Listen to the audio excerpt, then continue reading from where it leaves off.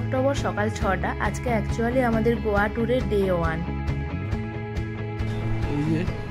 এই স্কুটিটা ভাড়া নিয়েছি আর এই যে আজকে সকালে আমরা যাব ইনস্টাগ্রাম ফেমাস ওই প্যারা রোড। গোয়া ভারতের একদম পশ্চিম প্রান্তে অবস্থিত হওয়ায় এখানে ঠিকঠাক সকাল হয়, মানে ওই সূর্য ওঠে প্রায় ওই 7টার পরে এবং সন্ধেও হয় খুব দেরিতে, প্রায় 6টা 6:30টার পরে সন্ধে হয়।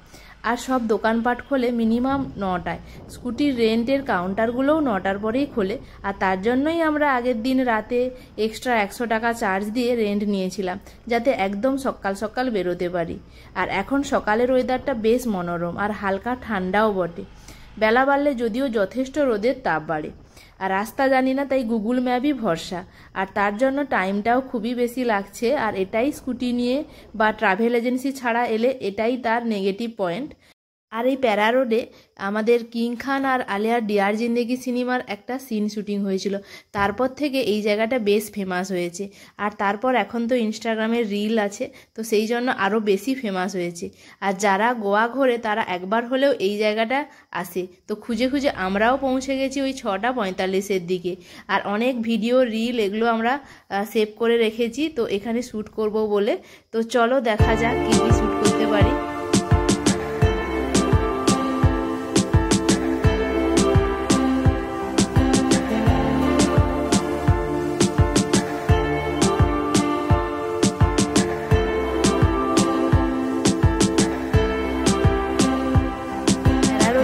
পার্কিং জোন রয়েছে, যেখানে পার্কিং করার জন্য ওই 50 টাকা নেয়। স্কুটি গাড়ি এইসব পার্ক করা যায়। তো সেই জন্য বারবার আমরা স্কুটি সাইড করে একটু ভিডিও করা শুরু করেছিলাম, ভাবছিলাম পার্কিং করব না, বাট লোকাল কয়েকজন যারা ওই পার্কিংয়ে দেখাশোনা করে তারা বারবার এসে বলছে ফাইন নিয়ে নেব। তো সেই কারণে আমরা পার্কিংয়ে স্কুটি রাখলাম, যাতে টাইম নিয়ে ফটো তুলতে পারি। তো এখন আমরা প্যারা রোড ধরে হাঁটছি। প্যারা রোডে ওই যে নো পার্কিং জোন, তো সেই জন্য পার্কিং করে কেউ পার্কিং করেনি যদিও, কিন্তু আমাদের শুট করতে এখন অনেকটাই বাকি, সেই জন্য অসুবিধা হচ্ছে, বারবার আসছে বলছে বকছে, তো সেই জন্য আমরা পার্কিং করে এসেছি। তো আপাতত এখন এইখানে শুট করব, তো চলো।